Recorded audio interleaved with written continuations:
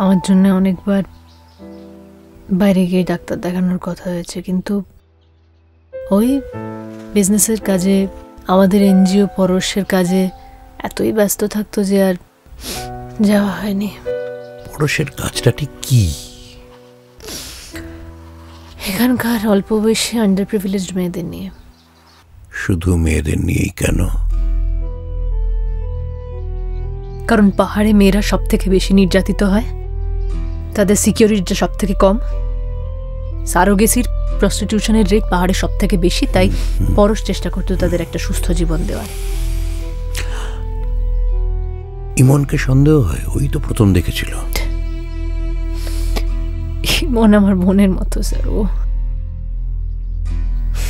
ওকে ওকে ওকে শোনো নন্দিনী, তুমি আজ হোটেলে গিয়ে রেস্ট নাও, ওকে?